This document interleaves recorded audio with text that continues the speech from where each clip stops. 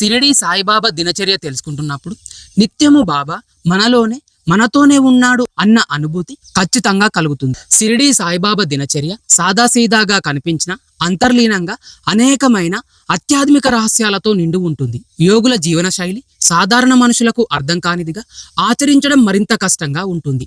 కానీ బాబా జీవితం మాత్రం సులభత, దయ, సమానత్వం అనే 3 స్తంభాలపై నిలిచి ఆచరించడం చాలా సులభంగా ఉంటుంది. ఆయన పేరును మనస్ఫూర్తిగా జపించినా చాలు, జీవితంలోని కష్ట సమస్యల నుంచి బయటపడతామనేది అనేక మంది భక్తుల అనుభవం చెబుతోంది. అలాంటి సాయిబాబా దినచర్యను ఒకసారి చూద్దాం.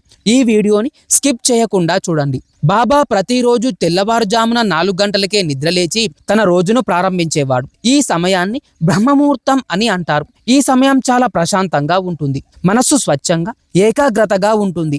ధ్యానం, జపం, ప్రార్థనలకు అత్యంత అనుకూలమైన సమయం. అందుకే షిరిడి సాయిబాబా వంటి మహనీయులు ఈ సమయంలోనే నిద్రలేచి ఆధ్యాత్మిక సాధనను ప్రారంభించేవారు. ఆయన జీవనంలో క్రమశిక్షణ ఎంత ముఖ్యమైనదో ఇది తెలియజేస్తుంది. బాబా ఒకరోజు ద్వారకామాయిలోను, మరొక రోజు చావడిలోను విశ్రాంతి తీసుకునేవారు. చావడిలో నిద్రించిన రోజున మరుసటి రోజు ఉదయం భక్తులు ప్రేమతో ఆయనను మేల్కొల్పి ద్వారకామాయికు తీసుకువచ్చేవారు. ఆ ప్రయాణం కూడా ఒక చిన్న ఉత్సాహంలా ఉండేది. ద్వారకామాయిలో కొద్దిసేపు కూర్చొని ఎప్పుడూ మండుతూ ఉండే ధూనిని తిలకిస్తూ ఉండేవారు బాబా. ధూని అంటే ద్వారకామాయిలో నిరంతరము వెలిగే అగ్నిగుండం. బాబా స్వయంగా ఆ అగ్నిగుండాన్ని ఎప్పుడూ ఆరిపోకుండా కాపాడేవాడు. ఆ ధూని ఆయనకు కేవలం అగ్నికుండ కాదు, అది యోగాగ్ని, పాపనాశిని, భక్తుల బాధలను దహించే పవిత్ర శక్తిగా భావించబడేది. అనంతరము బాబా ముఖం కడుక్కునేందుకు లేచేవారు. అప్పటికే భక్తులు పెద్ద గంగాళంలో నీళ్లు సిద్ధం చేసేవారు. ఈ సమయంలో బాబా కొంత కఠినంగా కనిపించేవారు. అందువల్ల భక్తులు కొంచెం దూరంగా ఉండే బాబాకు సేవ చేసేవారు. బాబా ఆ సమయంలో కోపంగా ఎందుకు ఉండేవారో వారికి అర్థమయ్యేది కాదు. ముఖం కడుక్కున్న తర్వాత బాబా ప్రతిరోజు కుడి చేతి మణికట్టుకు నేతితో ముంచిన గుడ్డతో కట్టు కట్టించుకునేవారు. ఈ కట్టుకి ఏ గాయం కారణమో ఎవ్వరికీ తెలియదు. కానీ ఇది ఆయన యోగ సాధనలో భాగమని, లేదా భక్తుల పాపాలను తనపై వేసుకున్న సూచికగా అని కొందరు భావిస్తారు. కట్టుకట్టిన భక్తుడికి బాబా 1 రూపాయి దక్షిణగా ఇచ్చేవారు. అది కేవలం డబ్బు కాదు, ఆయన కరుణకు చిహ్నం. ఉదయం 8 గంటల సమయంలో బాబా భిక్షాటనకు బయలుదేరేవారు. కేవలం 5 ఇళ్లల్లో మాత్రమే భిక్ష తీసుకునేవారు. ఇది మనకు తక్కువలో సంతృప్తి అనే పాఠాన్ని నేర్పుతుంది.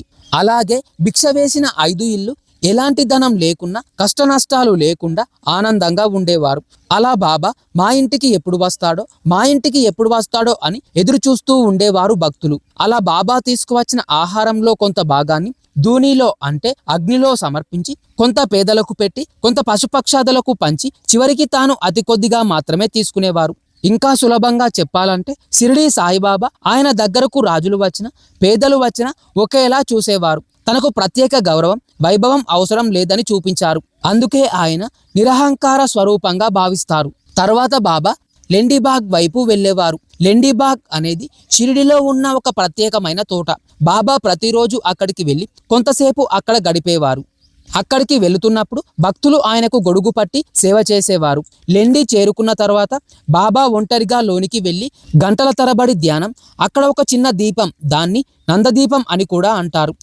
ఎప్పుడూ బాబా నందదీపాన్ని వెలిగిస్తూ యోగ సాధనలో మునిగిపోయేవారు. ఆ సమయంలో ఎవ్వరూ ఆయనను కలవలేరు. ఆయన అక్కడ గడిపిన సమయం ఎంతో నిగూఢమైంది. తిరిగి ద్వారకామాయికి చేరుకున్నప్పుడు గాయకులు భజన ప్రారంభించేవారు. ఆ వాతావరణం భక్తితో నిండిపోయేది. భక్తులు తెచ్చిన నైవేద్యాలను బాబా తిరిగి భక్తులకే పంచిపెట్టేవారు. మధ్యాహ్నం హారతి ఎంతో వైభవంగా జరిగేది. భక్తులు వెండి సింహాసనం తీసుకువచ్చిన బాబా మాత్రం ఎప్పుడు దానిపై కూర్చోలేదు.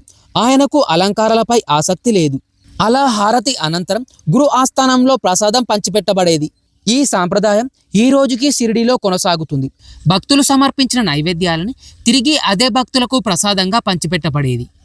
అంటే ఇది నువ్వు ఇచ్చినదే నీకు తిరిగి వస్తుంది, అది మంచైనా చెడైనా అనే ఆధ్యాత్మిక సత్యాన్ని తెలియజేస్తుంది.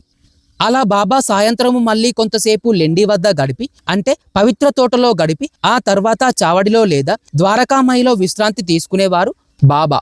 ఇలా ఆయన ప్రతిరోజు సాదాసీదాగా గడిపినప్పటికీ ప్రతి క్షణం లోకక్షేమం కోసమే అంకితం అయి ఉండేది.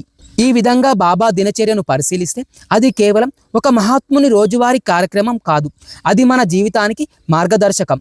వినయం, దానం, స్వమానత్వం, భక్తి, సహనం, ఇవన్నీ ఆయన జీవితం ద్వారా మనకు బోధించబడుతున్నాయి. స్వచ్ఛమైన మనసుతో బాబాను తలుచుకుంటే ఆయన మనతోనే ఉన్నారన్న అనుభూతి ఖచ్చితంగా కలుగుతుంది. అనేక భక్తుల అనుభవాలు ఈ సత్యాన్ని నేటికి నిరూపిస్తున్నాయి. అందుకే బాబా దినచర్యను తెలుసుకోవడం అంటే మన జీవితాన్ని మెరుగుపరుచుకోవడానికి ఒక ఆధ్యాత్మిక మార్గాన్ని కనుగొనడం అనే చెప్పాలి. బాబా దినచర్య మీకు ఎలా అనిపించిందో కామెంట్ చేసి చెప్పండి. అలాగే సచ్చిదానంద సద్గురు శ్రీ షిరిడి సాయిబాబా మహారాజ్ కీ జై.